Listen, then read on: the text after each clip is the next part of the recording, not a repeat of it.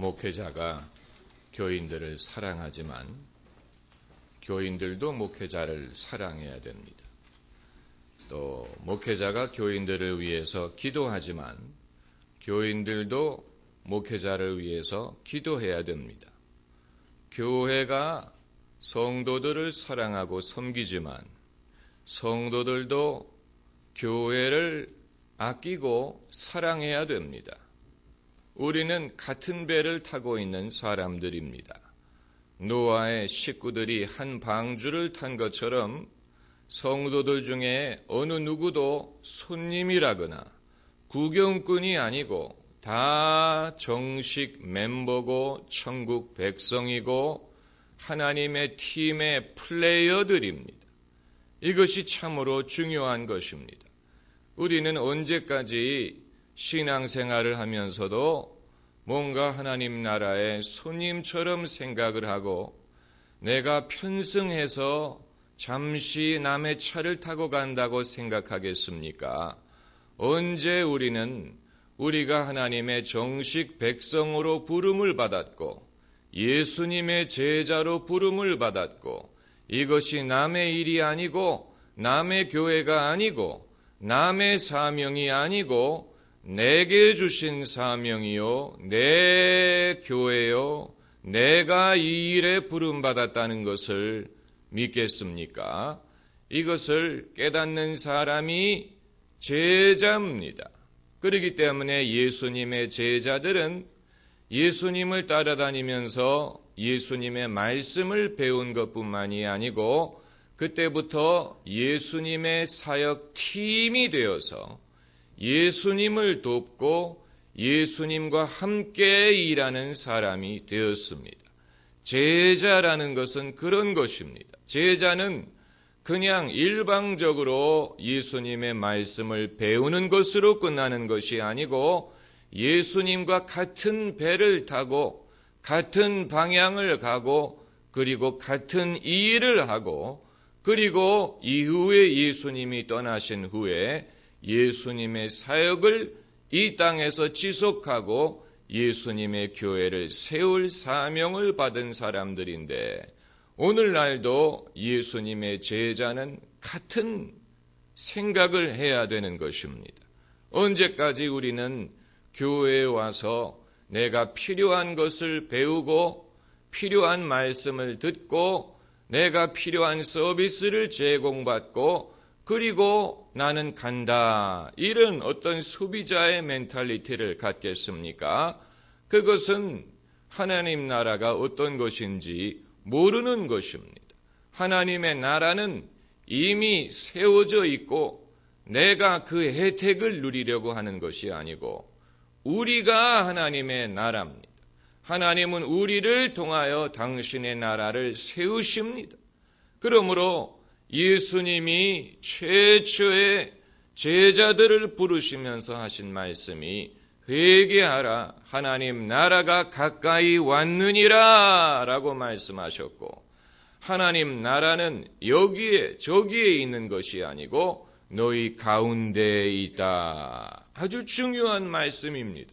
하나님의 나라가 이미 완성이 돼서 우리가 그 혜택을 누리려고 하는 것이 아니고 하나님께서는 당신의 아들 예수 그리스도를 믿는 사람들과 교회를 통하여 하나님의 나라를 세우시는 것입니다. 교회가 하나님 나라는 아니지만 교회를 통하여 하나님의 나라를 세우십니다. 성 어거스틴이 신의 도성, The City of God라는 책에서 말하고자 한 것이 바로 그것입니다.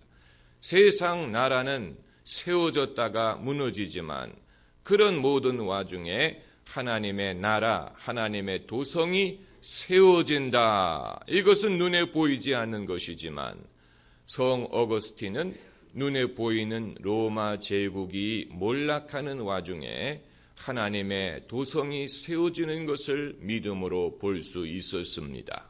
여러분, 과거 우리 믿음의 조상들이 그 한결같은 믿음으로 이 모든 수고를 하고 봉사를 한 것처럼 우리도 이 시대에 믿음의 바톤을 이어받아서 똑같은 복음이요, 똑같은 사명이요, 똑같은 참음이요, 똑같은 인내요, 똑같은 십자가의 메시지입니다. 이 시대에 예수 믿는 사람들이 더 많아졌다고 해서 천국의 사명이 더 쉬워진 것도 아니고 우리의 임무가 양이 더 줄어든 것도 아닙니다. 이것은 교회가 많으냐 적으냐, 예수 믿는 사람들이 많으냐 적으냐에 좌우되는 것이 아니고 예수 믿는 사람이 1명이었을 때나 1억 명이었을 때나 그 사명의 중요성과 어려움과 참음과 인내와 희생의 필요성은 마찬가지가 되는 것입니다. 이것을 우리가 늘 유념해야 됩니다.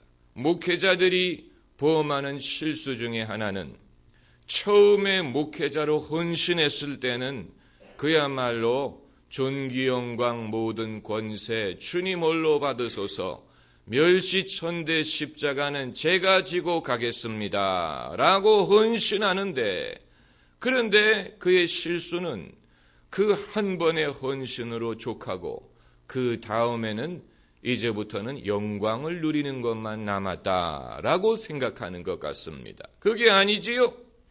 처음에 헌신한 것이 중요하지만 지속적으로 헌신하고 지속적으로 자신을 부인해야 될 필요가 있는 것입니다. 그리스도인도 마찬가지예요. 처음 예수 믿을 때 자기를 낮추고 회개하고 하나님의 말씀을 받아들이고 뭔가 그때에 감격이 있고 진실함이 있고 그렇지 않습니까? 그러나 한 번 그런 경험을 했다고 된 것이 아니고 그의 평생의 두려움과 떨림으로 자기 구원을 이루어야 되고 순종하는 것과 또 하나님을 섬기는 것과 믿음을 실천해야 되는 사명은 늘 한결같은 것이지, 내가 한 번 크게 수고했다고, 내가 공로를 세웠다고 그 다음부터는 이제 영광을 받고 그 다음부터는 편하게 신앙생활할 수 있는 것이 아니라는 얘기입니다. 군인은 한 번 훈련소를 다녀오고 그리고 사병의 시절이 끝나서 장교가 된다든가 임관을 하게 되면은 별을 단다고 생각을 해보세요. 그때부터는 이제 누리는 일만 남았다고 생각하겠습니까? 그렇지 않지요? 적어도 신앙은 그렇지 않다는 것입니다. 신앙에 있어서는 훈련이라는 것은 지속적으로 받는 것입니다.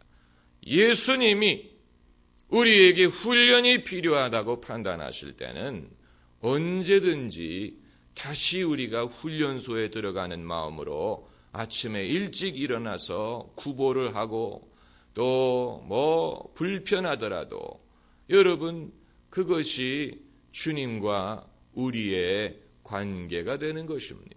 그렇지 않다면 우리가 예수님을 주님이라고 부르는 것은 무의미한 호칭이 되어버리고 맙니다. 주님은 우리의 주님이시든지 아니든지 둘 중에 하나입니다.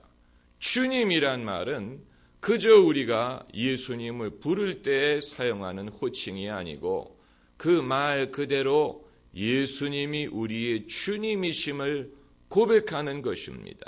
My Lord, 내 주님. 주님이 우리의 주님이시기 때문에 때로는 주님처럼 구십니다. 주님처럼 행하십니다.